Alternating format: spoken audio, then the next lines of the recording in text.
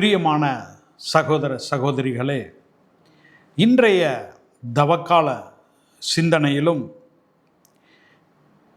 தீய நண்பர்களை விட்டு விலக வேண்டும் என்ற தலைப்பிலே உங்களோடு பேச ஆசைப்படுகிறேன்.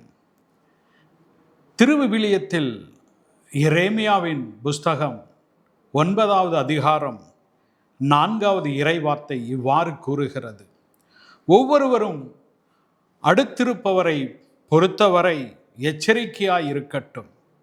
எந்த உறவினரையும் நம்ப வேண்டாம், ஏனெனில் எல்லா உறவினரும் ஏமாற்றுவது என்பது உறுதி.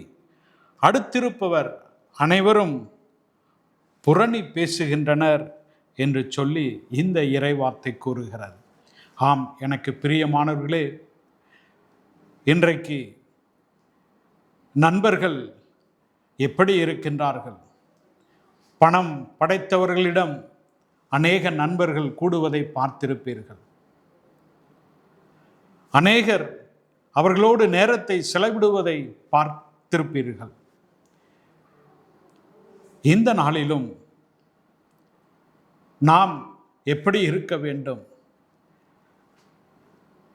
நம்முடைய நற்செய்தி நூலிலே, லூக்காவிலே நாம் எல்லோரும் அறிந்திருப்பது போல, கெட்ட குமாரன் தன்னுடைய தகப்பனிடமிருந்து தன்னுடைய சொத்தையெல்லாம் பறித்து கொண்டு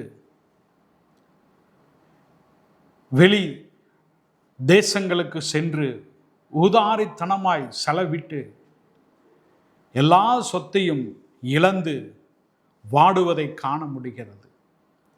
ஏன்? இன்றைக்கு உலகத்தில் கூட ஒரு வழக்கம் உண்டு. உன் நண்பனை சொல், நீ யாரென்று சொல்கிறேன் என்று அநேகர் சொல்வதை கேட்டிருப்பீர்கள். ஒருவேளை நம்முடைய நண்பர்களால் நமக்கு நன்மை இல்லையா? நீங்கள் எப்படிப்பட்ட நண்பர்களை தேர்ந்தெடுத்திருக்கிறீர்கள்? உங்களுடைய நட்பு வட்டாரம் இயேசு கிறிஸ்துவை நோக்கி செல்வதா இருக்கின்றதா? இறை அனுபவத்தை தருகின்ற நண்பர்கள் இருக்கிறார்களா? அல்லது அழிவுக்குரிய இந்த உலகத்திற்குரிய நண்பர்களை சேர்த்து கொண்டிருக்கிறீர்களா? யோசித்து பாருங்கள். இன்றைய நாளிலும் அந்த விண்ணக வாழ்வை குறித்து யோசிப்போம். அந்த பேரின்ப இன்பத்தை அனுபவிக்க இந்த உலகத்தில் நாம் நல்ல நண்பர்களோடு நட்புறவு கொள்வோம். இயேசு கிறிஸ்துவோடு இணைக்கின்ற நல்ல மனிதர்களாக, நண்பர்களாக நாம் இந்த உலகத்தில் நல்ல மனிதர்களை தேர்ந்தெடுப்போம். இன்றைய நாளிலும் தீய மனிதரிடமிருந்து விலகி இயேசு கிறிஸ்துவோடு நடக்கின்ற பிள்ளைகளோடு நாம் நடந்து அந்த மேன்மையான வாழ்க்கை அடைய முயற்சி எடுப்போம். ஆமென்.